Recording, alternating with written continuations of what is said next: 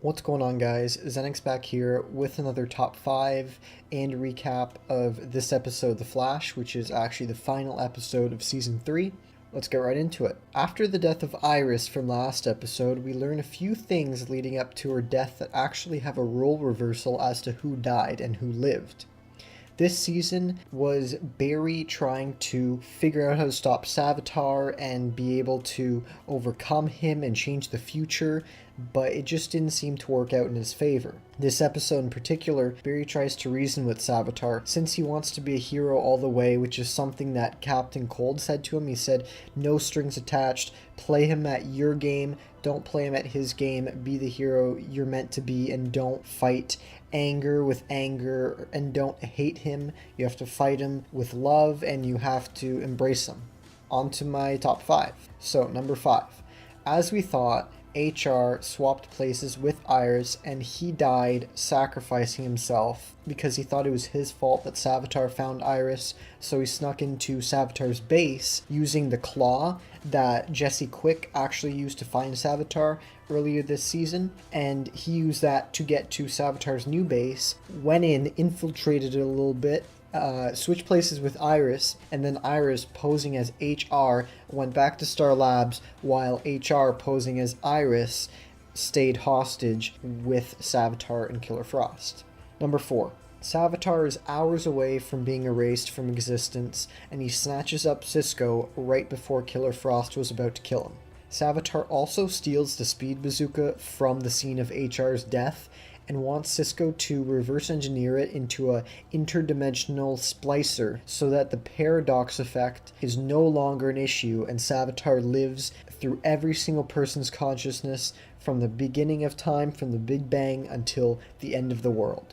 This is his backup plan because whenever he killed Iris, he didn't actually kill Iris, he killed HR, and even if he were to kill Iris, it wouldn't fulfill the prophecy because at the exact moment that Iris needed to die was the exact moment that Barry would have gone off the rails and he would have created time remnants and thus creating himself. But because Iris did not die, that did not happen, thus making it so that Savitar has to use Plan B instead of Plan A.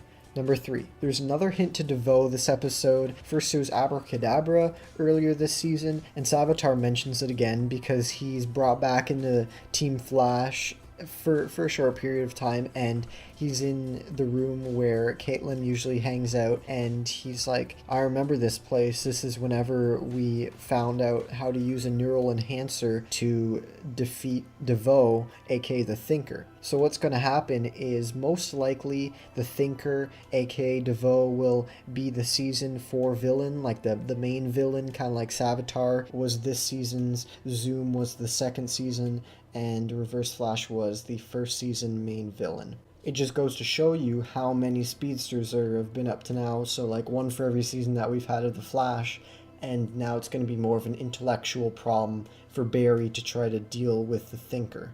And that will probably happen over season 4, or it could be season 5 too, because we're kind of left off at a cliffhanger at the end of this episode, and we don't know what's going to happen.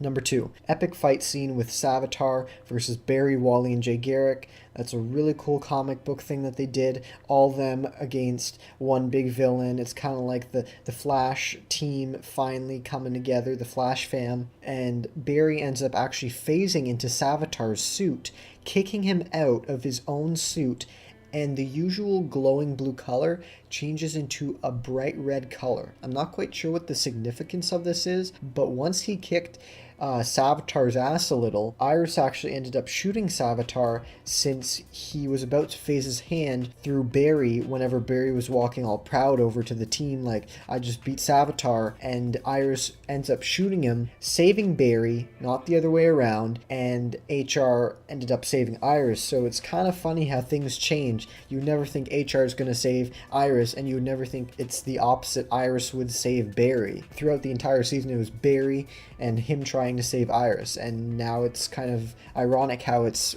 flipped and everything's just different from how it was supposed to be. Number 1. The Speed Force starts unloading a bunch of energy in forms of lightning all around the city and also causes earthquakes. Since no one is prisoner in the Speed Force because Jay was let out by Cisco's re-engineering of the Speed Bazooka instead of using the Speed Bazooka to create a splicer for Savitar, he instead got Jay out, and now there's not a placeholder in the Speed Force prison, which means that a speedster always needs to be in there even though it was created in the future, and he needs to be in there, any speedster, in order to maintain the balance. And Barry has to be that speedster this time, so a Speed Force manifestation of his mother appears and says that this is his finish line and it's his time to go back into the Speed Force. We're not sure if this is temporary or it could be forever, but then again, there's a season 4, and let's talk about that. With regard to how The Flash will continue, since it's been renewed for a 4th season, we can't have a main speedster being Wally because it's called The Flash after Barry Allen. That means that Barry will somehow, some way serve his temporary time in the Speed Force and come out to start season 4. And then that's when they're probably going to introduce the Thinker, and we're going to have another pretty epic season of The Flash. So I hope you guys enjoyed all my videos up to this point for season 3, and if you want, like I do, rewatch the season and even go back to season 1. So I hope you guys enjoyed my top 5 Easter eggs and my recap of this episode. I'll see you guys when The Flash returns. Peace.